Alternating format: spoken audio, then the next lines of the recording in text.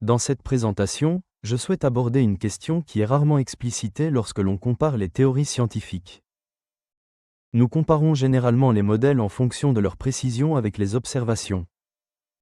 Mais la précision seule ne suffit pas. Ce qui compte tout autant, c'est la façon dont la théorie a été construite en premier lieu. Plus précisément, dans quelle mesure ces hypothèses fondamentales sont-elles éloignées des phénomènes qu'elle prétend expliquer plus tard. Cette distance, que j'appellerai distance épistémologique ou prédictive, joue un rôle crucial dans la détermination de la valeur explicative d'une théorie. La question centrale n'est pas de savoir si une théorie correspond aux données, mais dans quelle mesure la théorie était déjà proche de ces données au moment de sa construction. Il ne s'agit pas de proximité numérique ou de précision informatique. Il s'agit de distance conceptuelle. Combien d'hypothèses ont été introduites avant l'apparition des phénomènes? Quelle part de la réponse était déjà codée dans le framework lui-même? Ces questions sont rarement posées explicitement, mais elles sont fondamentales pour comprendre ce qu'explique réellement une théorie. Une théorie qui commence à proximité des phénomènes qu'elle explique a moins de chances d'échouer. Son succès est donc moins surprenant. En revanche, une théorie qui part de l'observation prend un risque bien plus grand. Il peut échouer de plusieurs manières. Lorsqu'une telle théorie converge néanmoins vers des phénomènes réels, cette convergence a un poids épistémique bien plus important. Le succès est instructif car il n'était pas garanti. Nous pouvons globalement distinguer deux types de théories. Certains sont construits spécifiquement pour traiter une anomalie ou un ensemble de données connues. Leur architecture est façonnée par les données dès le départ. D'autres sont construits à partir de principes plus profonds qui ne visent aucune observation particulière. Dans ces cas-là, les phénomènes apparaissent comme des conséquences en aval. Les deux approches sont valables, mais elles n'ont pas la même signification explicative. La physique fournit de nombreux exemples de réussite à courte distance. Le modèle du Big Bang a été introduit pour expliquer l'expansion, l'homogénéité et l'isotropie cosmique. L'inflation a ensuite été ajoutée pour résoudre des tensions d'observation supplémentaires. Les quarks ont été introduits pour organiser un zoo explosif de particules. Lambda CDM a été assemblé pour s'adapter aux données d'expansion, à la formation de structures et aux observations de supernovas. Ces modèles connaissent un grand succès, mais leurs composants essentiels ont été introduits parce que les données l'exigeaient. Leur succès est donc attendu. La relativité générale commence par un postulat géométrique: la matière en chute libre suit les géodésiques dans un espace-temps courbe. Les équations de champ sont ensuite contraintes de sorte que, dans la limite du champ faible et du mouvement lent, la théorie se réduit à la gravité newtonienne et aux orbites KE accent aigu plériennes. Cette réduction n'est pas fortuite. Elle est explicitement appliquée en tant qu'exigence de cohérence.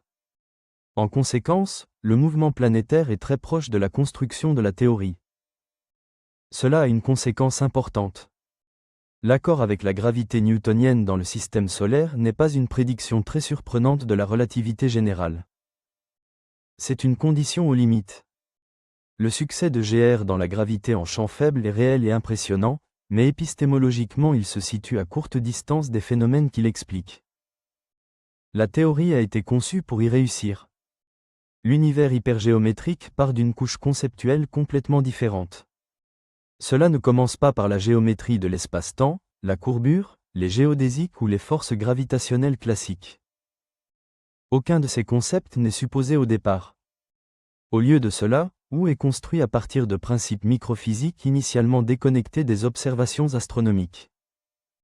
Le premier principe est le dilatateur fondamental, une déformation dynamique et changeante de l'espace qui se propage à la vitesse de la lumière.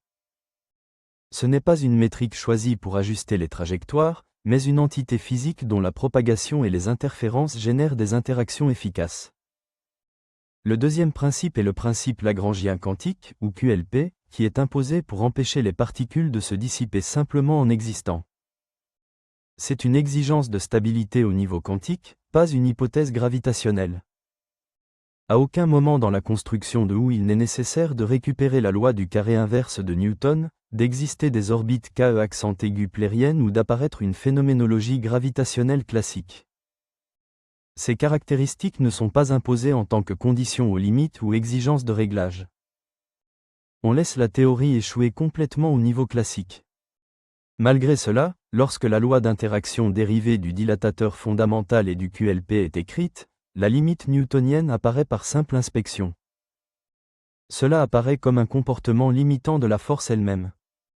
Il n'est pas appliqué, ajusté ou modernisé. Cette émergence marque une différence épistémologique fondamentale entre l'U et les théories contraintes de reproduire des résultats connus. Parce que U commence si loin de l'observation, son accord avec la physique connue n'est pas garanti.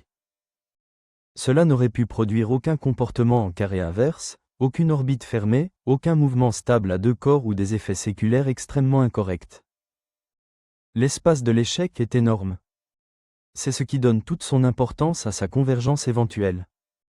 À partir de la même loi d'interaction, U récupère la dynamique newtonienne comme cas limite, prédit la précession du périhélie sans invoquer la courbure de l'espace-temps, gère de véritables systèmes à deux corps et reproduit la désintégration orbitale du pulsar binaire grâce au rayonnement quadripolaire dynamique. U défie le monde en dérivant du premier principe l'accélération minimale dans cet univers. Une simple dérivation analytique. Le monde ne peut que postuler son existence. U fournit le modèle intestinal U-Pati-Salam-Su, 4, pour remplacer la chromodynamique quantique et repositionne l'électrodynamique quantique dans la variété spatiale 4D, éliminant les considérations absurdes telles que le voyage des antiparticules dans le temps. U résout également le paradoxe des jumeaux et explique à la fois les ondes de Broglie et l'expérience de la double fente. Il expliquait également les expériences de gomme quantique, l'intrication quantique. Ces résultats ne sont pas rassemblés à partir d'hypothèses distinctes. Ils proviennent d'un seul cadre sous-jacent. Le même cadre explique également les courbes de rotation des galaxies, dérive une échelle d'accélération minimale à partir des premiers principes, prend en compte les attracteurs à grande échelle, le grand attracteur, produit la carte 3DIOPTER de l'univers et aborde la formation précoce des galaxies. Ces résultats ne sont pas des postulats ajoutés pour corriger les écarts. Ce sont des conséquences des mêmes hypothèses microphysiques. Lorsque des divergences apparaissent entre la théorie et l'observation, deux réponses sont possibles. On peut forcer la nouvelle théorie à se conformer à l'ancien cadre, ou on peut se demander si l'ancien cadre est un cas particulier ou limite du nouveau. Ce choix est méthodologique et non philosophique, et il affecte fortement l'interprétation. Empiriquement, l'asymétrie est claire. Forcer ou à adopter les hypothèses efficaces de la relativité générale brise les prédictions correctes. En revanche, la correction de GR en adoptant la cartographie à deux corps de U ou la dépendance à l'excentricité résout les résidus sans endommager les succès établis de GR, y compris les pulsars binaires. Ce modèle émerge des données elles-mêmes. Les expressions standards de champ faible dans GR traitent efficacement la précession comme une propriété d'une particule test dans un champ central. Dans les véritables systèmes à deux corps, notamment avec une excentricité non négligeable, cette identification devient ambiguë. U adopte une cartographie différente entre ce qui est mesuré et ce qui est modélisé, et cette cartographie est empiriquement réussie. Le progrès scientifique ne consiste pas seulement à améliorer les ajustements. Il s'agit également de réduire les hypothèses.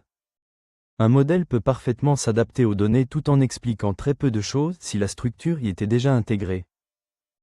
Le pouvoir explicatif dépend de ce qui était supposé avant que l'ajustement ne se produise. Les théories à courte distance sont excellentes pour décrire le monde.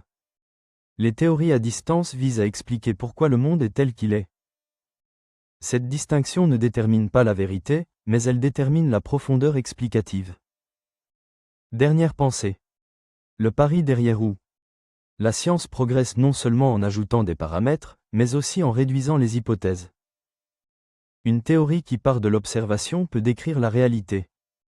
Une théorie qui commence très loin, au niveau de la stabilité des particules et de la déformation spatiale, et qui converge toujours vers l'observation, pourrait expliquer pourquoi la réalité a la structure que nous observons. C'est le pari de l'univers hypergéométrique.